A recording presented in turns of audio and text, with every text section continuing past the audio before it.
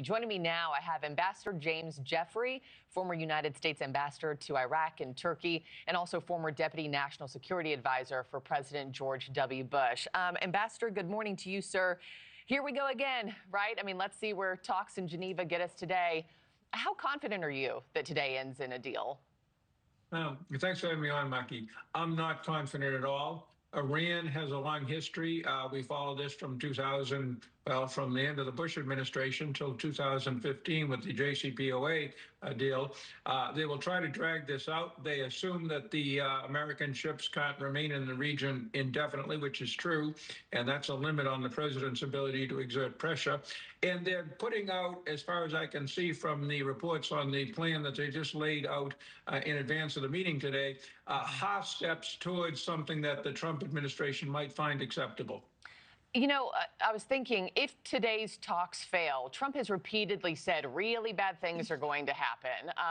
Obviously, they haven't taken military action off the table. We have this huge buildup of a military presence right there in that region. How quickly could we go from a breakdown at the negotiating table today to taking military action? Could that be a matter of hours if today goes south?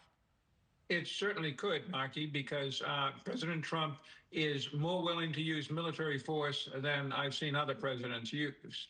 However, he's usually used it for a specific purpose: seizing Maduro, taking out the Fordo nuclear site, killing Revolutionary Guard leader Qasem Soleimani. This doesn't have a clear military objective. We can't conquer the country from the air. We can do a lot of damage to their various systems, including missiles and the whatever's left of the nuclear program.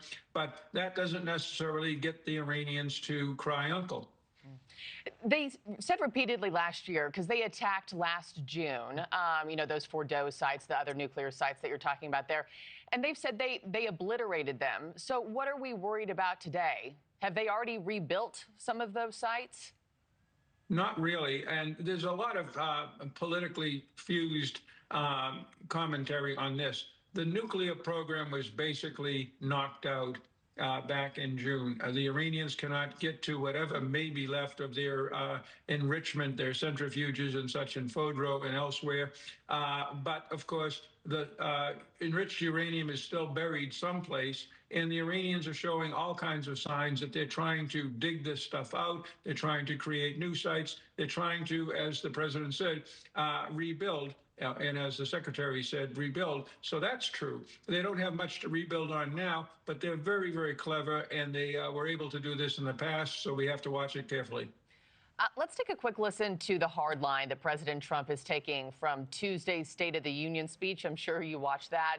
NewsNation's Joe Khalil also got reaction from Speaker of the House, Mike Johnson.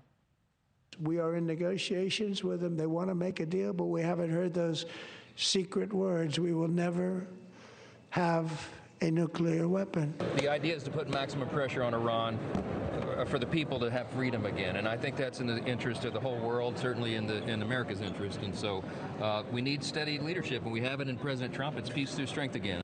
Yeah. So, Ambassador, just before I let you go, what exactly do you think is the strategy at the bargaining table today? And we know that more sanctions were placed on Tehran. Does that move the needle at all?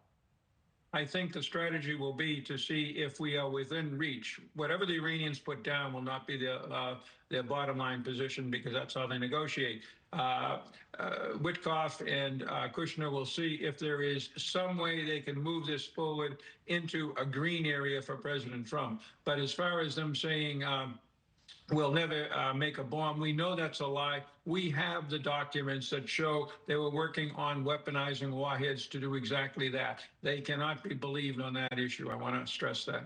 Thank you for watching. Subscribe below and download our NewsNation app right now on your phone, and you will get fact-based, unbiased news for all Americans.